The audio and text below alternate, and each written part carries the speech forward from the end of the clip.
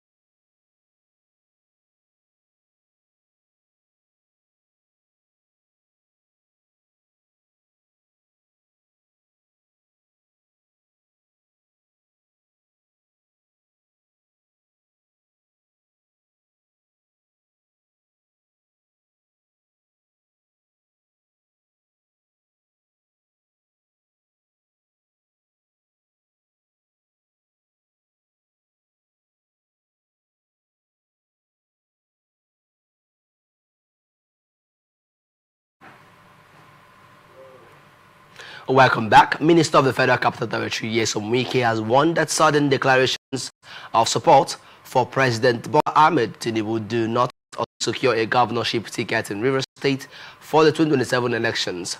Speaking during a Christmas visit to his supporters in Emoa local government area, Wike emphasized that political agreements must be respected and cannot be overridden by claims of backing the president. He reiterated that while President Tinubu's second-term bid is settled, support for him should not be used as leverage in Rivers State politics. Wike also cautioned against attempts to manipulate political arrangements, asserting that no amount of money or influence can alter established agreements. He stressed that keeping to agreements defines a man and safeguards political integrity. The minister took a swipe at supporters of Governor Siminalayi Fubara, who recently declared support for Tinubu, noting that the same group previously demanded the removal of APC defectors from the Rivers State House of Assembly. One weekend, he referenced his remarks at the calculation of Governor Fubara's prospects for securing a second-term ticket. He delivered a similar message during Christmas visit to supporters in Ikwere and Ahoda local government areas, underscoring the sanctity of political agreement. Workers in Rivers State have begun receiving a 100,000 naira Christmas approved by Governor Siminalayi Fubara for civil servants, public workers, and pensioners. While many have already received their payments, some are yet to benefit, with the state government assuring that disbursements will continue until all eligible recipients are covered. The bonus is intended to ensure that workers and senior citizens can enjoy a comfortable and joyful festive season. This marks the third consecutive year that the Fubara administration has implemented such a gesture, reflecting its commitment to the welfare of public servants and pensioners. Rivers State, alongside Lagos State, also leads the country in work by paying the 85,000 naira minimum wage, the highest state level minimum wage. Initiatives not only boost morale but also in the local holiday season. Division of the Nation says its troops have arrested 19 suspect oil recovered 8,000 liters of product valued at about 150 million naira across the Niger Delta. The successes on Delta and Akwa Ibom State in collaboration with other security agencies. According to the acting deputy director, Army Public Relations, Lieutenant Colonel Jonah Danjuma, several illegal refining sites were dismantled in Bayelsa and River State with large quantities of stolen crude oil, condensate, boats, pumping machines, and other equipment recovered.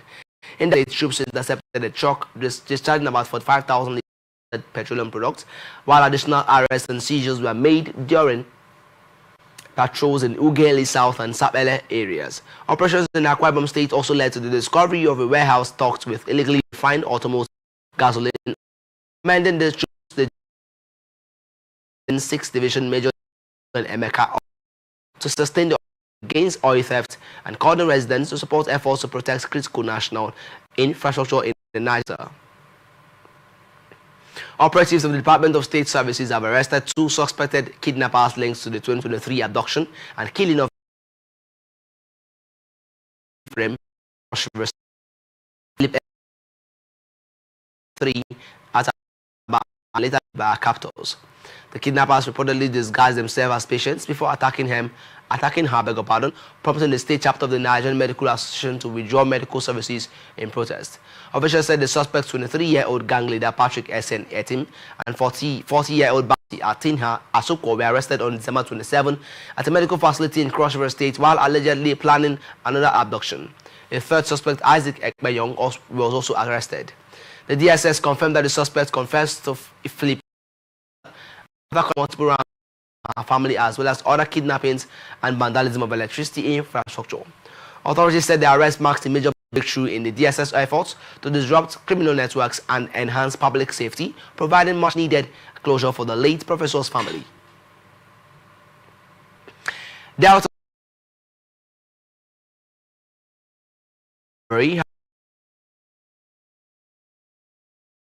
the nation. OJ, fondly known as Noel OJ, died on Saturday night in his hometown Ishele Uku, local government area at the age of 74. Governor Boreveri, an outstanding entrepreneur, visionary leader, and committed Deltan whose contributions to business, job creation, and philanthropy left an enduring legacy. The governor highlighted OJ's career achievements, noting that he founded the Noel OJ Holdings and Noel Auto Distributors, which became major players in Nigeria's automotive and allied industries. His company partnered with Mercedes-Benz and became the sole agent for mass dark vehicles in Nigeria. OJ's philanthropic work through the Noel OJ Foundation impacted education, health, and social development.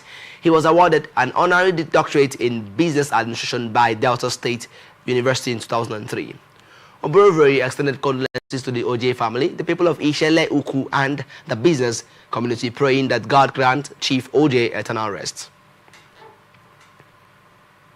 Renowned global boxer Anthony Joshua was involved in a road accident on Monday in Makun, Ogun State, along a busy stretch of the Lagos-Ibadan Expressway.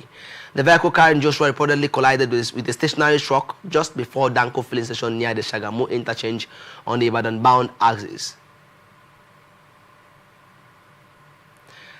The circumstances surrounding the crash are still under investigation. Joshua, who was seated in the rear of the Lexus XUV, sustained minor injuries and was rushed to an undisclosed hospital by his security team.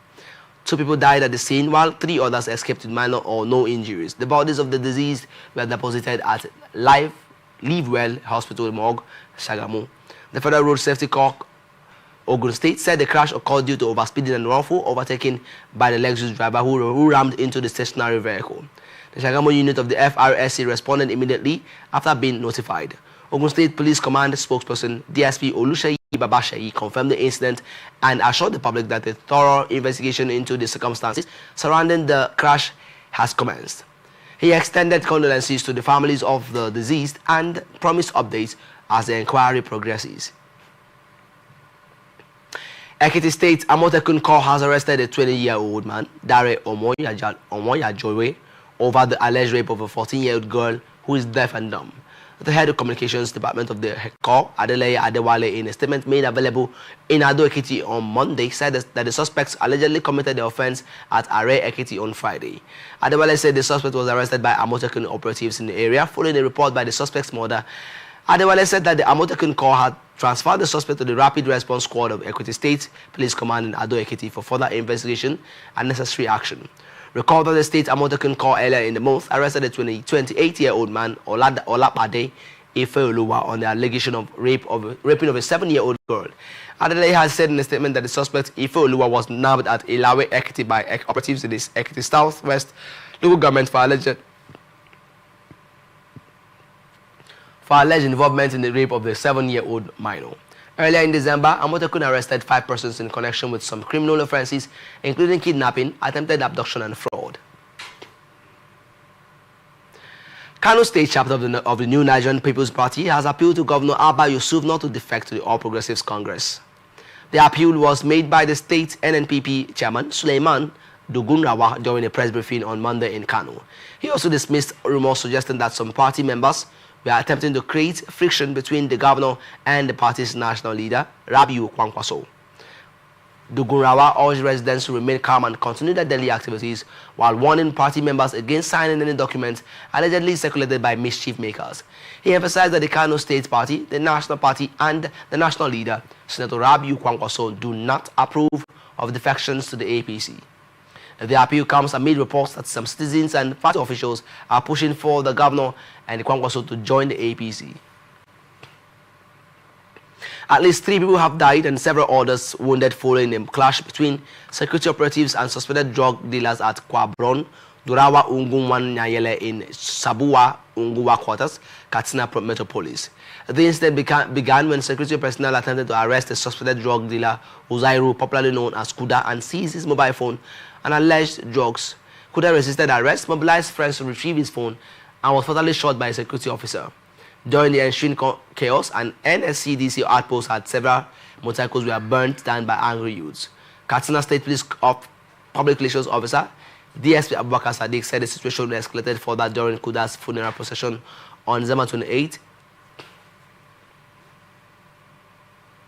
when stray bullets hit 2 people, one of whom later died. DSP Sadiq urged the public to avoid taking the law into their own hands and confirmed that one officer was injured with a machete while trying to control the situation, with the police patrol van also damaged. Borno State Governor Babangana Umara Zulum has submitted a proposed 890.33 billion naira budget for the 2026 to the State's House of Assembly, with strong focus on road projects to reduce traffic and support economic growth in Maiduguri. The governor said Maiduguri has been facing serious traffic congestion and deteriorating roads due to rapid urban expansion and the return of residents following years of insurgency. Zulum announced plans to construct a new flyover at the Budum-Kutu Jagol area, which will become the 5th flyover in the state capital. He made this known on Monday while presenting the 2026 budget, tagged Budget of Sustained Recovery and Growth. According to him, 536.56 billion naira is set aside for capital projects, while 353.77 billion naira will cover recurrent expending. Zulum also reviewed that the key roads within Maiduguri, such as Federal Low Cost Road, Bulumkutu Ungomari Road, and Gwange Road, will be rehabilitated. He added that the railway line between Bulumkutu and Kasungwan Shanu will be removed to allow road expansion and other infrastructure works. The governor said 58.27 billion naira has been allocated to the Ministry of Works to handle the flyover, road repairs, and related projects. He further disclosed that major roads linking Maiduguri to other towns, including Monguno, Dikwa, and Banki, will also be fixed.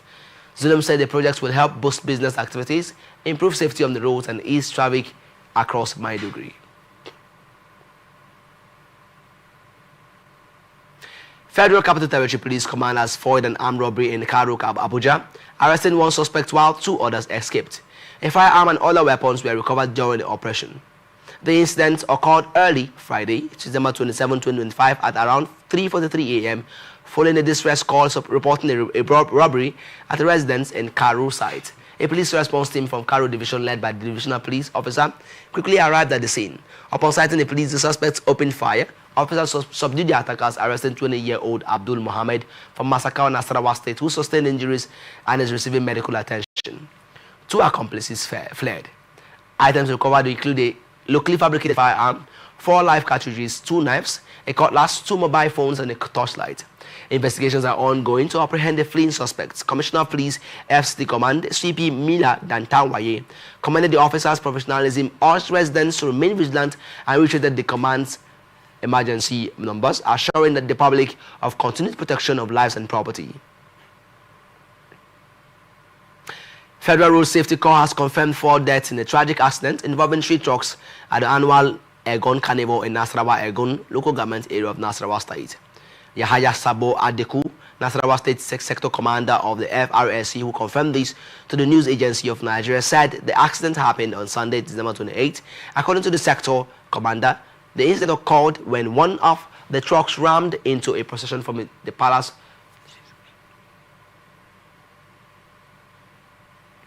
of Aran Egon, paramount ruler of the Egon people, Egon community secondary school venue of the annual carnival. He said that apart from the 4 deaths, several others sustained varying degrees of injuries and were receiving treatment at the Nasarawa Egon General Hospital. Sabo, who attributed the accident to reckless driving, said the bodies of the deceased have been deposited at the Federal University of Lafayette Teaching Hospital, Lafayette. Meanwhile, an eyewitness told newsmen that the truck lost control and rammed into the carnival procession near the Egon Community Secondary School venue of the carnival, while 2 others rammed into the accident from the rear. The eyewitness said that the driver of the truck was reckless and called for a thorough investigation into the matter. He emphasized the need for drivers, especially those driving articulated vehicles, to undergo drug tests before being allowed to drive on Nigerian roads.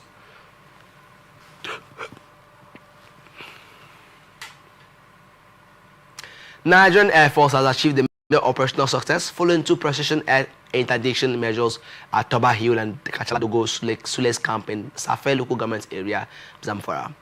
And the Nigerian Air Force Director of Public Relations, Air Commodore Ehime Nejodame, said that Sunday air strikes were based on credible multi-source intelligence and targeted key bandit enclaves linked to recent attacks in the northwest. The first strike at Toba Hill destroyed a zinc-roof structure central to bandit operations, neutralizing several criminals. The second mission hit Kachala Dogo Sules Camp, a notorious IED manufacturing hub, destroying multiple structures and crippling the group's explosives production. Ejidame noted that the operations significantly weakened bandits' networks in Zamfara and reaffirmed Nigeria Air Force's commitment in coordination with Operation Fansan Yama to deny criminal elements freedom of action and restore peace across the region. You're watching the Global News on Atlantic Television Network. We return after this break. Do stay tuned.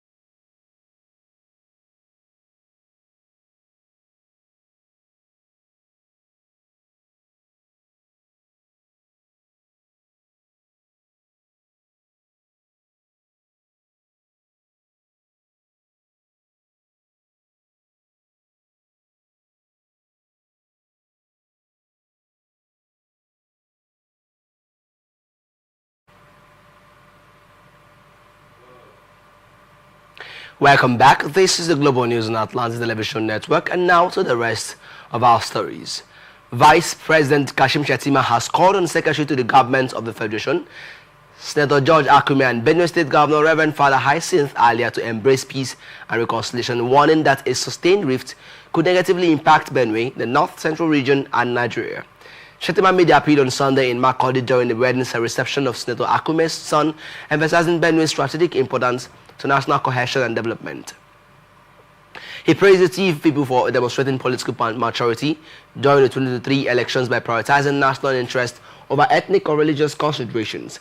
Highlighting Akume's inclusive leadership, Shettima described him as a unifying figure in Benue, the North Central region, and Nigeria, recalling his extensive career in public service, including roles as two-term governor, senator, Senate minority leader, minister, and now SGF. The vice president warned against allowing the discord between Akume and Governor Alia to escalate, stressing that political disunity would harm the people of Benue, the North Central and North Central zone, and the nation. He pledged to personally intervene to mend the relationship, noting their shared obligation to prioritize unity and national interest. Shettima concluded that the relationship between the elder statesman and the transformative governor must be preserved, describing Akume as a leader of enduring relevance and commending his commitment to service and national progress. Minister of Defense General Christopher Musa, retired, has credited divine intervention for shaping his journey to national leadership, saying God lifted him when circumstances appeared stacked against him. Musa shared this testimony during a recent service at the Conquerors Global Assembly in Abuja, attended with his wife, and expressed gratitude to the church founder, Bishop David Abioye, and his wife. He also prayed for the continued growth of the ministry. Addressing the congregation, Musa urged worshippers not to lose hope, emphasizing that faith in God ensures victory even in the face of adversity. He noted that challenges are necessary for personal growth and that Nigerians are stronger together with God. The minister cautioned against negative narratives about the country, warning that persistent criticism undermines national progress, and encouraged Christians to practice what they profess. Musa was nominated defense minister by President Bola Ahmed Tinubu on December 2, replacing Mohamed Badaru, and was sworn in 2 days later. The president expressed confidence in Musa's ability to lead the ministry and strengthen Nigeria's security framework. Nigerian Association of Non-Resident Doctors has warned that Nigeria could soon face another nationwide shutdown of medical services due to the federal government's failure to implement a previously signed memorandum of understanding.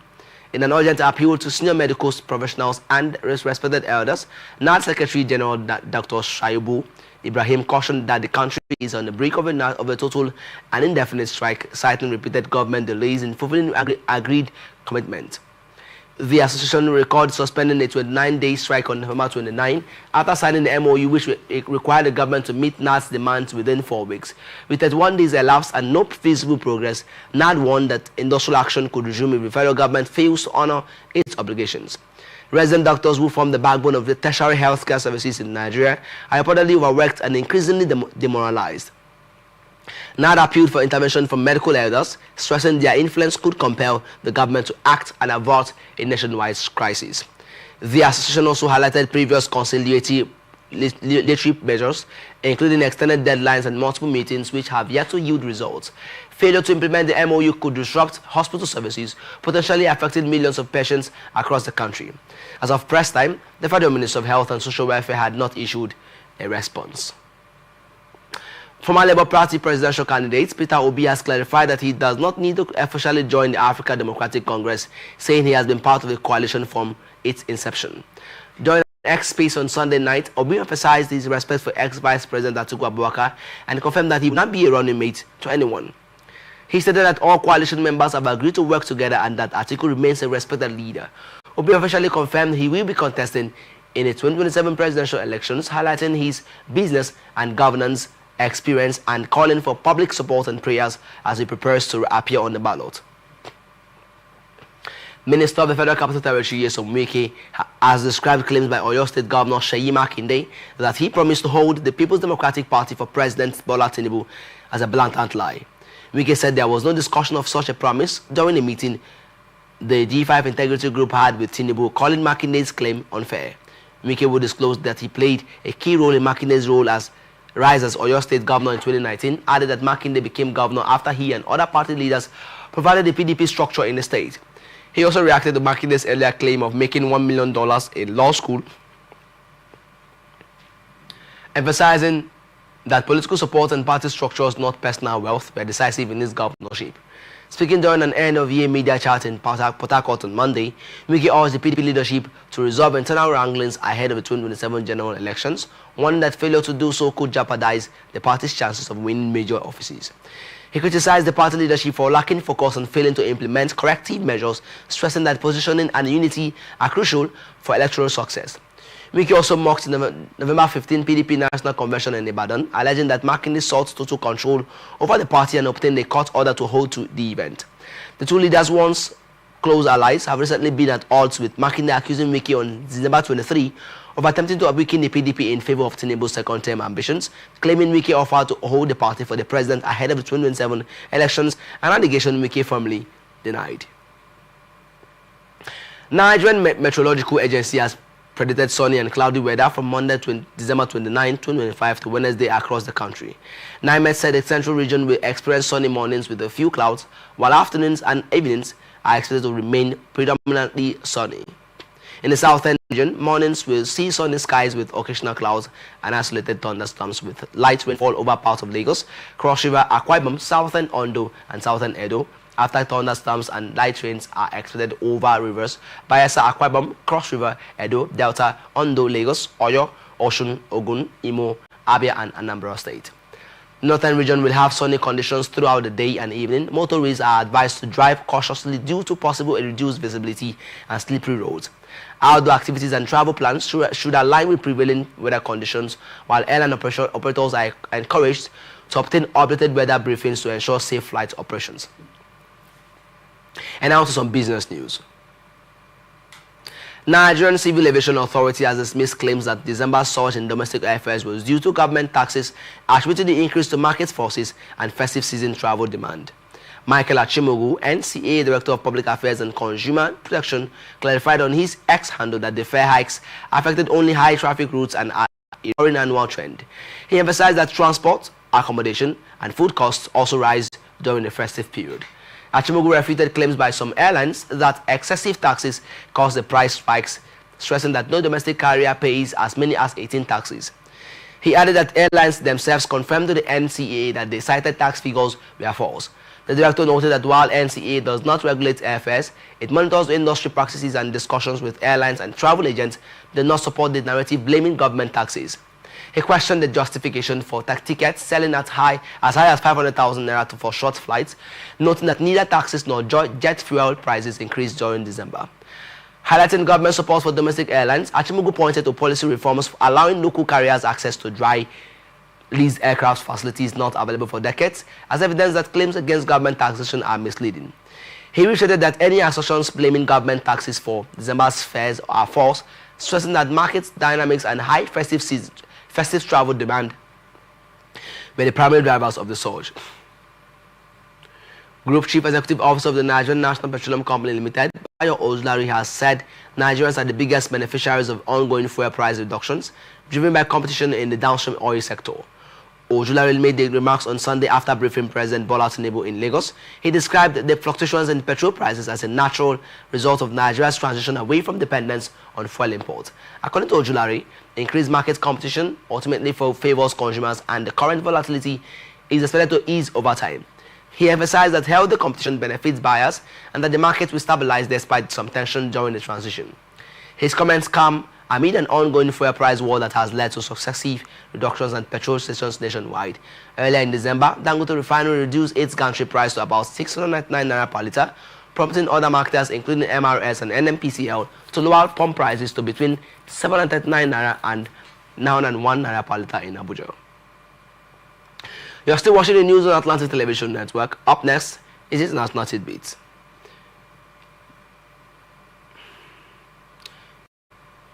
United States President Donald Trump says negotiations to end Russia's war in Ukraine are at their most advanced stage yet, although disagreements over territory remain unresolved. Trump spoke after high-level talks with Ukrainian President Volodymyr Zelensky and at his Mar-a-Lago residence in Florida, describing the coming weeks as decisive for ending the conflict. Despite ongoing Russian attacks, Zelensky indicated that the proposed peace framework is nearly complete. Trump also held discussions with Russian President Vladimir Putin and said Moscow appeared open to peace. However, territorial issues, particularly in eastern Donbass, remain the main obstacle, with Russia insisting on recognition of its gains and Ukraine insisting that any final agreement must be approved by referendum. European leaders have also expressed caution over any settlement that could be seen as rewarding Russian aggression, as diplomatic efforts continue in Washington and across European capitals. Zelensky said further consultations with the United States and the European allies are expected in January, while France plans to host another meeting aimed at sustaining diplomatic momentum toward a negotiated settlement. North Korea has test-fired 2 strategic long-range cruise missiles over the Yellow Sea, state media reported Monday, calling the exercise a demonstration of combat readiness against foreign threats. The drill, overseen by leader Kim Jong-un on Sunday, aimed to assess the counter-offensive capabilities of long-range missile subunits. The missiles reportedly flew for more than 2 hours, hitting designated targets. Kim vowed that Pyongyang would continue the unlimited and sustained development of its nuclear weapons forces. The exercise follows North Korea's recent show of a nuclear submarine and comes amid heightened tensions over South Korea and U.S. naval developments in the region. Experts noted that the missiles, with an estimated range of around 2,000 kilometers, could strike the entire Korean peninsula and U.S. forces stationed in Japan. The launch underscores ongoing military readiness and North Korea's response to regional nuclear and naval activities, including the docking of the U.S. Navy's USS Greenfield in South Korea. And here now is ATN Sports News. Super Eagles coach Eric Chell says Nigeria's final group match against Uganda will depend on intelligence, player management, rather than complacency. He stressed that AFCON success relies on squad depth and timing, not a fixed starting 11. Chell noted that the final group match is about balance and readiness for the knockout stage, adding that sometimes a player who plays only a few minutes can score the decisive goal. He admitted the pressure of leading the Super Eagles, describing it as a daily challenge driven by Nigeria's high expectations. Chell also praised striker Victor Osimhen on his birthday, hailing him as one of the best in the world. Captain Wilfred Ndidi said the team remained focused despite early qualification. Reflecting on his first goal for Nigeria, Ndidi explained that his celebration was inspired by his father and Kanu Nwankwo, promoting a personal tribute. Super Eagles defender Bright Osayi Samuel has addressed the last-minute penalty that allowed Tunisia to score the second goal in Nigeria's 3-2 victory over Tunisia in the 2025 Africa Cup of Nations in Fairs. The penalty was awarded after the referee ruled that Osayi Samuel handled the ball inside the penalty area, following a VAR consultation in the 84th minute. Tunisia scored 2 late goals, making the game intensely competitive until the final whistle. Osayi Samuel expressed that the decision was painful, noting that he felt there was little he could have done to prevent the ball from hitting his arm. Nigeria's win moved them to the top of Group C ahead of Tunisia. The Super Eagles will face Uganda in their final group match on Tuesday. Manchester City have opened talks with Bournemouth over the potential signing of winger Antoine Semenyo, whose £65 million release clause becomes active from January 1 to January 10. Sky Sports reported that the 25-year-old representatives are expected to travel to Manchester City this week to finalize personal terms and agree on a long-term contract at the Etihad Stadium. City are currently the only club to have formally contacted Bournemouth regarding a clause, despite earlier interest from Liverpool, Manchester United, Tottenham Hotspur and Chelsea before Christmas. Chelsea reportedly decided not to pursue the transfer, while Spurs have moved on to other targets. The potential signing will provide Manchester City with an additional attacking option ahead of the second half of the season as Pep Guardiola looks to strengthen his squad. Cristiano Ronaldo has declared his ambition to win more titles and reach the milestone of 1,000 career goals. The football superstar made the statement at the 16th edition of the Global Soccer Awards held in Dubai on Sunday. Ronaldo, who currently plays for Al Nassr, emphasized that his passion for football remains high, motivating him to continue competing at the highest level, whether in the Middle East or Europe. At the awards, Ronaldo was named best Middle East player, despite his already glittering career with multiple league titles, Champions League trophies, domestic cups, and international honors. He remains focused on achieving new milestones. Fans and pundits will be closely watching his pursuit of further success and the 1,000 goal mark. And now, entertainment news. Nollywood actress Doris Ogala has accepted an apology from Pastor Chris Okafor, founder of Grace Nation Bible Ministry. Ogala shared on Facebook that she had received the apology and she did not want the pastor to kneel, adding apology accepted. The apology came after Ogala had publicly accused Okafor of ending their relationship for another woman, despite promising marriage. In a video shared by Ogala, Pastor Okafor was seen kneeling before the church members, expressing remorse for past mistakes. While denying many of the allegations against him, Pastor Okafor apologized to anyone who felt offended and offered to make restitution to women affected by his actions. And that's the global news for tonight. Before we go, another look at the major stories. Wike insists political agreements key to Rivers 2027 ticket. Army arrests 19 oil thieves in Niger Delta. Resident doctors threaten first strike over unfulfilled agreement. NCA denies taxes cost December domestic airfare surge. North Korea tests cruise missiles in show of combat readiness. Chair urges tactical player management ahead of Uganda clash. Actress Doris Ogala accepts Pastor Chris Okafor's public apology. I am Favor Chief Question Michael. Thank you for watching. You can follow us on our social media platforms on Twitter and X at Atlantic TV Net, on Facebook and YouTube at Television Network, and on Instagram as Atlantic TV Network. And don't forget, peace and unity remain the pathways to progress. Do have a wonderful night rest.